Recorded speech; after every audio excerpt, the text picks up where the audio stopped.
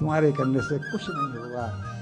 लेकिन मां नहीं मानी, और जब विवाह में विघ्न पड़ गया तो नारद जी उन्हीं सप्त ऋषियों को लेकर के वहां पर आए और आ करके मैना मां को समझाया कि आप इनको अपनी पुत्री समझ रही हैं, इसलिए आपके मन को क्लेश है। हम सुना, भागवत में हम सुनाते हैं आपको कि उद्धव जी आकर के जब यशोदा मैया को समझाते हैं कि मां तुम कृष्ण को अपना बालक समझ रही हो इसलिए रो रही हो। कृष्ण तुम्हारा बालक नहीं है, वो तो परब्रह्म है, वो तो अवतार है, वो तो लीला करने के लिए आया है, तुमको तुम्हारे कर्जा चुकाने आया है, तुम्हारे भजन का ऐसा है वैसा है। लेकिन माँ के गले से क्या वो बात उतरी थी?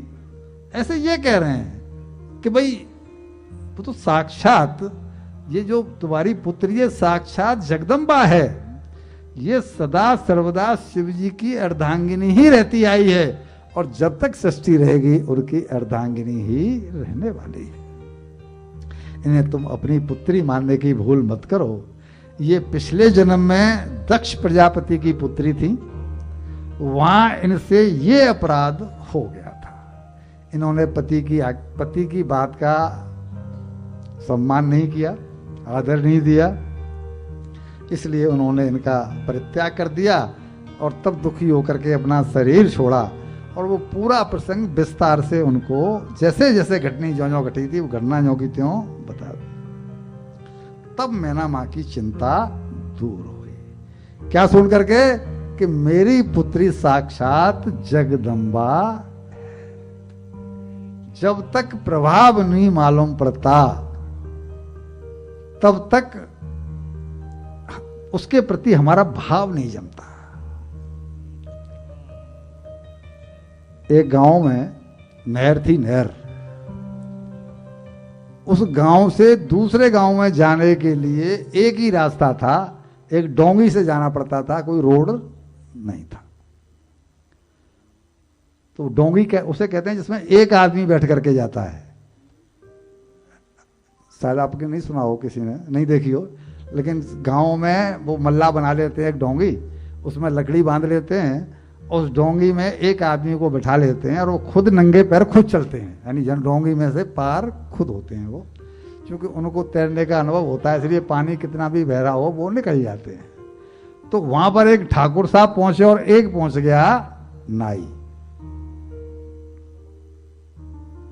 ठाकुर साहब थे मेरे जैसे कड़के और नाई था चकाचक हमारे नल जी जैसा जो है था, लंबा चौड़ा।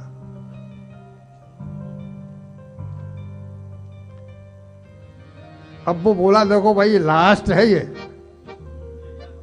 एक ही आदमी पार जा सकता है और अंधेरा होने को है, मैं अब लौट करके नहीं आऊंगा, तो तुम दोनों आपस में फैसला कर लो कि मैं किसको लेकर के जाऊं।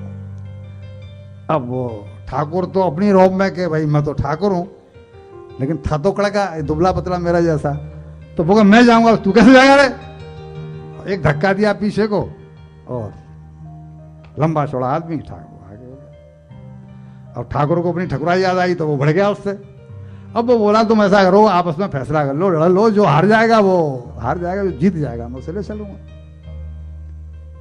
ठीक है तू रुका रहे, हम फैसला कर लेते हैं। अब जो है वो नाई ने दो चार पैंतरे खेले और ठाकुर साहब को नीचे ले लिया। जब ठाकुर साहब चित्त हो गए तो वो कह रहे तू देख ले, कल तुझे नहीं देखा तो मेरा नाम ठाकुर संग्राम सिंह नहीं। अब जैसे उसने कहा मेरा नाम ठाकुर संग्राम सिंह नहीं, तो वो उसने नाम सुन रखा था ठाकुर संग्राम सिंह का। बोला आप ठाकुर संग्राम सिंह हैं? बोला और क्या, कल तेरी हालत खराब कर दूंगा। तो वो कहता अरे ठाकुर साहब क्या बात कर रहे हो, हम तो आपके ही खाते पीते हैं और ऐसा है वैसा है। और उसने बोला अरे नहीं आप ही जाओ आप, और फटाक से नीचे आए और ठाकुर साहब को ऊपर महत्ता मालूम पड़ जाती है तो प्रेम जागृत होता है, उसकी कद्र होती है। जैसे ही पार्वती के बारे में महत्ता मालूम पड़ी कि पार्वती साक्षात जगदम्बा है तो प्रेम जागृत हुआ और फिर